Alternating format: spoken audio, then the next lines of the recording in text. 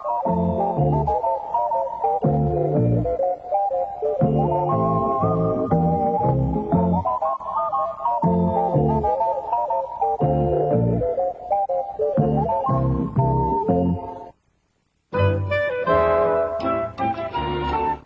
today's special edition of Alphabet Zouk, we've asked that our guests look their very best.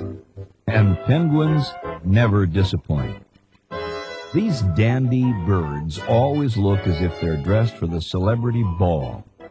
But did you know that penguins' tuxedoed appearance is more than just pleasing to the eye? You see, the penguins' black and white coloring helps camouflage them, and thereby protect them from their enemies, such as sharks and leopard seals. The penguin's dark back, when viewed from above, is difficult to spot in murky water. And for penguins living in areas with cold sea currents, such as the Antarctic, the dark feathers on their back may also act as a solar heater, helping to raise their body temperature. Viewed from below, penguins' white undersides practically disappear against the silvery light filtering down from the sun. This makes it easy for penguins to swim underwater, unnoticed by any other animals who might otherwise like to make the penguins their lunch. So you see, it's a good thing that penguins appear to be wearing tuxedos, because it is their snappy appearance that actually helps them survive in the wild. Penguins are full of secrets, and you'll learn many of them today as we venture into their very formal, very fun world on this episode of Alphabet Zouk. Penguins live in the cold currents of Antarctica and also inhabit the coasts of New Zealand, Australia, South Africa, South America, and the warm Galapagos Islands at the equator. There are 17 different species of penguins, ranging in height from about 1 foot to about 4 feet. In general, penguins are very sociable birds who enjoy swimming in flocks and feeding in groups. Some penguins nest in caves or burrows, while others live in shallow indentations in the ground, lined with grass, pebbles, or twigs. Penguins are unusual-looking birds, which stand upright on their very short legs, and they walk with a waddle or a hop. They have short feet with 3 front toes joined by a web. Depending on which of the 17 species you're studying, you'll discover that their bills can be short and stout or long and slender. Penguins are unable to fly, yet they are probably descendants of birds which could fly millions of years ago. Penguins' wings gradually evolved into flippers, which could be used for flying underwater. Penguins are able to swim through the water at very fast speeds, then swim to the surface for air, then dive underwater again. They can even leap several feet out of the water to land on a high bank of ice. Their short, dense feathers provide them with a waterproof coat, and penguins living in cold water areas have thick layers of fat to keep them warm. These particular penguins are Humboldt penguins, the most endangered penguins in the world. We're here today at the Washington Park Zoo in Portland, Oregon, to meet these interesting birds, whose native habitat is the warm, dry, and desert shorelines of Peru and Chile in South America. It may surprise you that not all penguins live in the ice and snow of Antarctica. Humboldt penguins have adapted to the warmer weather by developing a bare face patch, which helps them lose heat on hot days, and by spending their nesting months in the shelter of a burrow out of the hot sun. Humboldt penguins are short and compact birds. They weigh about 9 pounds each and are about 1.5 feet tall. On the outside, it is impossible to tell these male penguins from these female penguins. But male penguins are more aggressive than the females. They are the ones who will fight. Sometimes it takes as many as 5 years before the bird mates, and zookeepers can identify a penguin as being either male or female. Humboldt penguins have a lifespan of between 16 and 25 years. At 3 or 4 years of age, they will choose a mate and stay with that mate throughout their lives. These penguin pairs spend a great deal of time together each day and often sleep together in a burrow or hole in the ground. In the penguinarium at the Washington Park Zoo, there are 25 Humboldt penguins. 20 of these penguins are penguin pairs who have formed lifelong bonds with each other. The other 5 penguins are still adolescents who will bond when they get older and more mature. Baby penguins, known as chicks, are hatched from eggs. Mothers usually lay 2 eggs, which take about 40 days to hatch. Penguin parents take turns sitting on their eggs in order to keep them warm until it's time for the chicks to hatch out of their shells. Chicks weigh only about 2 to 3 ounces at birth. Baby penguins eat food which has first been partly digested by their parents. When the chicks are about 3 months old, they get their first set of waterproof feathers. They can take to the water without any help from their parents.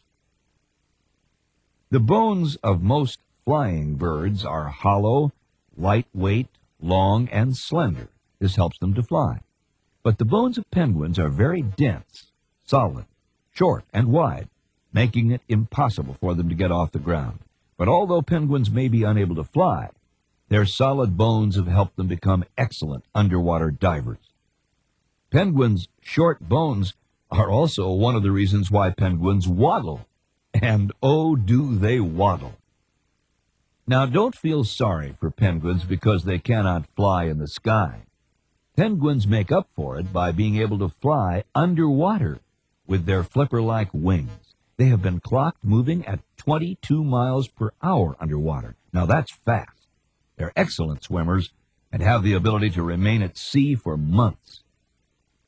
Penguins behave in several different ways during the course of the day. Sometimes they are resting, which they can do standing up, lying down, or by floating. Sometimes penguins do things that are just plain comforting, such as stretching or cleaning and arranging their feathers. In addition, a good portion of the penguin's day is spent in locomotion, which means moving, such as when they walk, swim, and dive. Sometimes penguins spend their time in aggressive behavior, especially when they think their territory has been invaded. Their aggressive behavior includes staring, pecking, and running towards their enemy. Often, penguins will spend their time in nesting behavior, arranging sticks and busying themselves in the nests that the zoo provides for them. And sometimes, penguins are involved in courtship behavior, which can include such mating behavior as grooming each other and braying. Now, if you have never seen a penguin braying, you're in for a real treat. Zookeeper Ralph Arison describes this interesting penguin behavior. Penguins bray because they're a pair of birds, and they're telling other birds that they're a pair. And that's like telling other birds that they're a husband and wife. And this is also something you see them doing around their burrows. That's the little caves that they live in, those holes in the rockwork. And they do this to kind of tell other penguins that this is their home and nobody is supposed to come into it but them. It's their own private little space. When penguins are hatched, they have velvety down feathers covering their bodies. Just a few weeks later, their velvety down feathers turn to shaggy down. Then, young penguins will completely shed these shaggy feathers at the end of their first year of life. After doing so, they will grow their adult feathers. And did you know that penguins have more feathers per square inch than any other bird on Earth? Take a look at all these feathers. These are penguin feathers here. And when you see the penguins, you'll see that they're black and they're real shiny looking, and it almost looks like they don't have feathers. It almost looks like they've got a furry coat, and actually what it is, it's a wetsuit. And water can't get into it, and when they're out in the ocean, which is real cold, it keeps them real warm. Now, once a year, they need to kind of change this suit of clothes they have, or their feathers, and they need to go into the ocean every day to get fish. So when they do lose their clothes or their suit of feathers, they need to do it all at once. So what they do is they'll lose all their feathers in a matter of about 4 or 5 days, and I'll come in the morning and I'll see a whole pile of these feathers, and that's where I got these feathers, sitting all in one pile. And the bird will kind of start looking like it's just standing there in its long johns. It'll just be fuzzy and white, and it'll take probably 2 weeks, and the bird will grow all brand new feathers in and can go back in the ocean and eat. During this time, the penguins usually don't feel very good, and they stay on land, and we come out and we feed them and take real good care of them during that time and keep them fat and healthy. And then when they grow all their new feathers look and all their new finery back, they go back into the water and go about their business again, ready for another year, doing all the things that penguins do. In the wild, Humboldt penguins eat fish, crabs, squid, and other water creatures, and drink both fresh water and salt water. At the Washington Park Zoo, the penguins are fed river smelt, which are slippery silver fish. But these penguins could not live by river smelt alone. So, zookeeper Ralph Arison has a secret way of making sure the penguins get their vitamins, too. At the zoo, we feed the penguins fish. And in the wild, when they go out into the ocean in the Humboldt Current, they eat anchovies, which are small fish that lives in schools. Now, schools are large groups of fish. Here at the zoo, we can't find anchovies, so we feed them smelt. And these are river smelt, and they come from one of the rivers in Oregon. And this is what we feed them. This is what a smelt looks like. Now, smelt, when it's frozen, loses some of its vitamins and minerals. And most of you know what vitamins and minerals are, the vitamins you take in the morning. So each morning we take our smelt, and what we do is we put vitamins inside of it, and we've got to hide them so the penguins don't really know that they're getting these pills, because sometimes they don't like to fish that way. So we put them in the gills. The gill is where the fish breathes from, and we stick it in there, into the body cavity of the fish, so the penguin doesn't even know he's getting all these vitamins that he needs.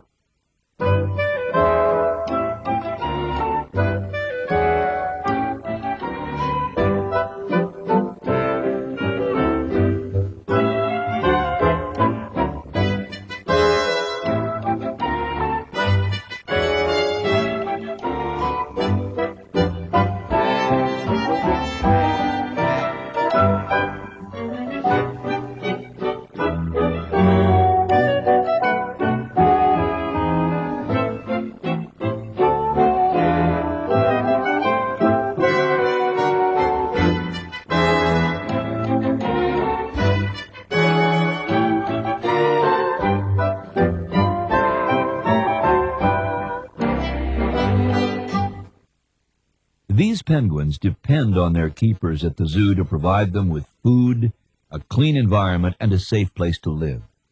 But the keepers are also involved in something called the Species Survival Plan, which is a long-range study and program designed to ensure that penguins and other endangered animals do not become extinct. Since penguins do not reproduce in a rapid manner, it takes a very long time for them to rebuild their colonies after natural or artificial disasters.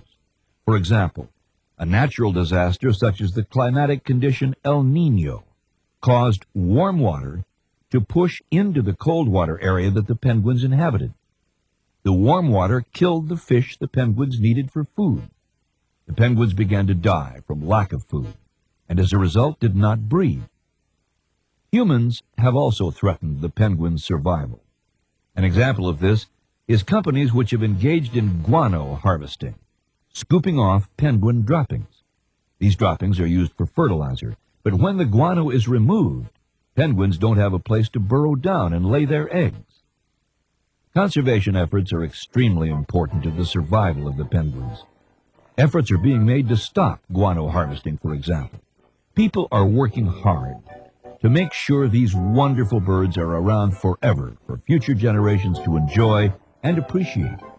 The penguins, amazing birds from the coastlines of the southern hemisphere and the equator.